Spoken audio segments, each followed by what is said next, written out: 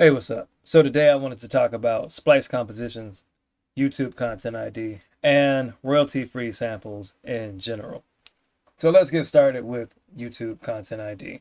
So YouTube content ID is basically a way for the copyright owner to protect their works by loading their material up to YouTube. YouTube will kind of take that audio content, whatever it is, scan it in their database, and then basically, if someone else tries to take that content and copy it without permission or whatnot, YouTube will, do a ID claim to the video.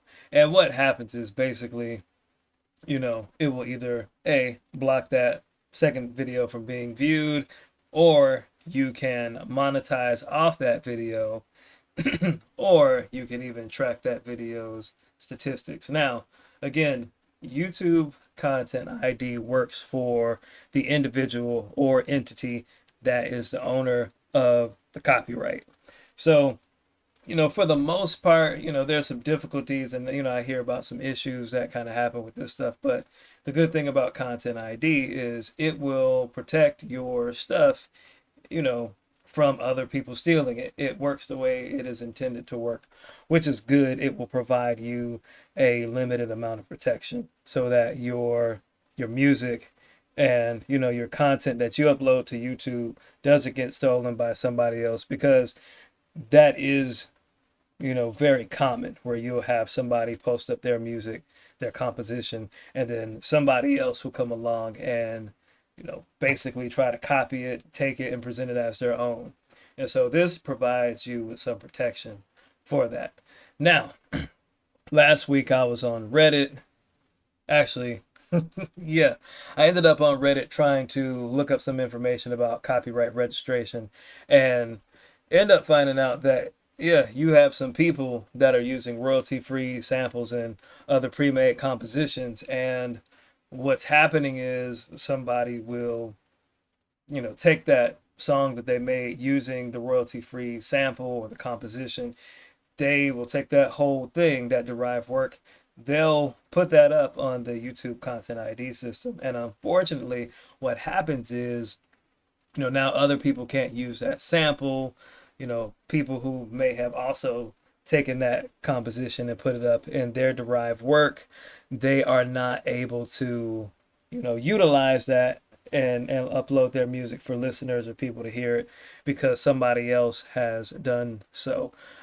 More specifically, in the post that I saw on Reddit, there's an individual, somebody in Japan. I won't go into his name or whatnot, but apparently he was, not only just, taking, splice loops and putting them in his composition. It seems more like he was basically running a scam where he would almost like download hundreds of splice sounds and do like bare minimum, maybe take a 4-bar loop, put some drums on it, and then post that up as a song, have it playing on Spotify and so forth.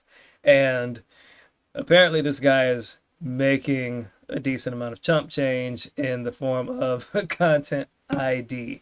Because again, content ID will, take anybody else's stuff that, that they derive from your work, or if somebody else stole it, they'll basically be able to garnish those or monetize that money, and instead of it going to whoever, it goes back to you. Good when it works appropriately. In this case, it's not working. So what do you do? All right, so I went and I looked up some stuff on royalty-free samples and splice compositions in general. And so right on their website, they tell you in terms of the limitations for using splice sounds.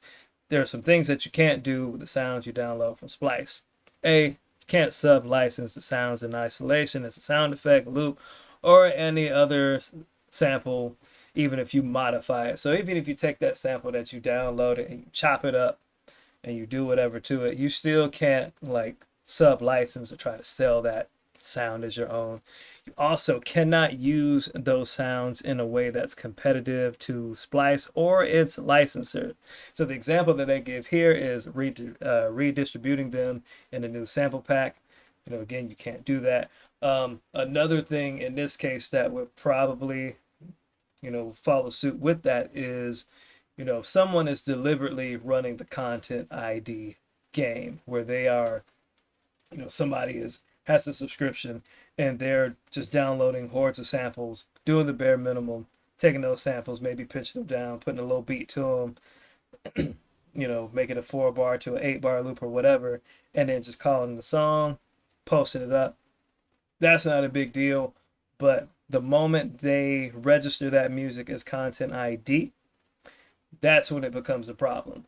Because again, royalty-free samples just means you have the ability to use that work without having to pay additional royalties or publishing or things of that nature. All the stuff that comes along with, when you're actually selling music in the music business.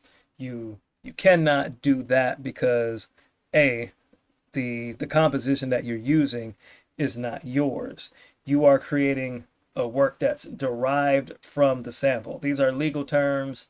Um, so yeah, keep that in mind. This is kind of boring, but yeah, the work that you create is a work that's derived from you using that sample. It is not your it's not completely yours because you're using that sample.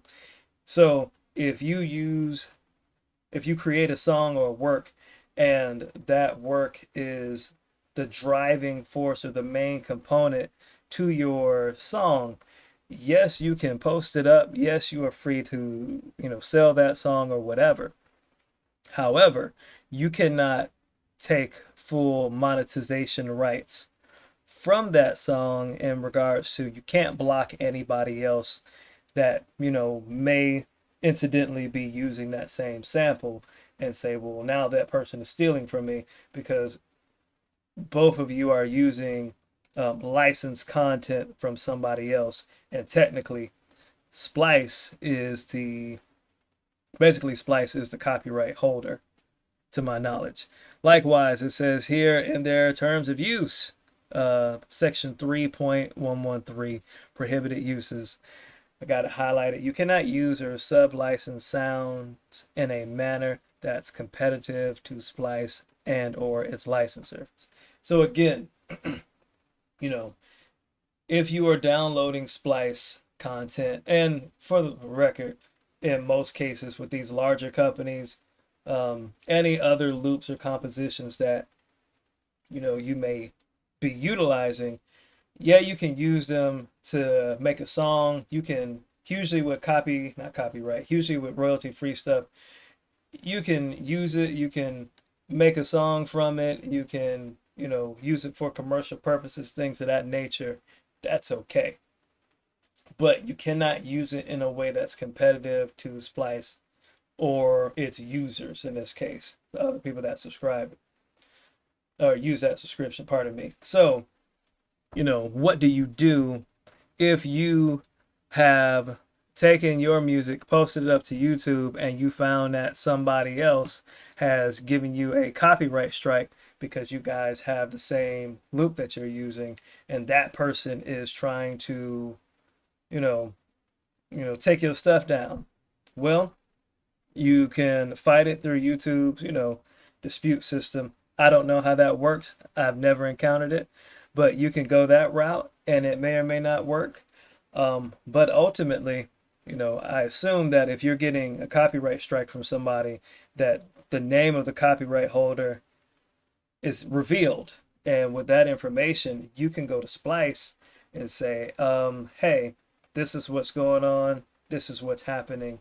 And more than likely, they're probably going to look into it because, again, now whoever's giving the copyright strike against you, they're using that loop in a way that's competitive to Splice.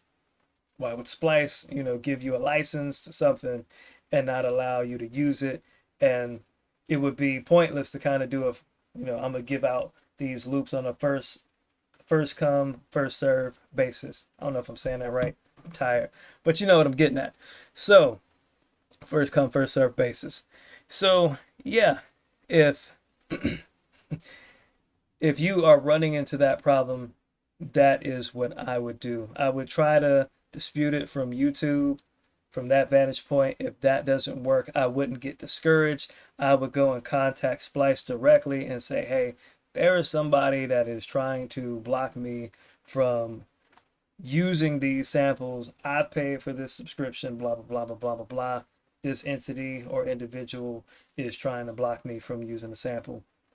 They can't do that because, again, you know, if they are trying to stop you from using the stuff and just posting and sharing your music, which you are allowed to do, if they're trying to stop you from doing that, then they're actually violating the terms of agreement, and they're actually, you know, also, you know, guilty of copyright infringement because they themselves do not own the exclusive rights to the sample.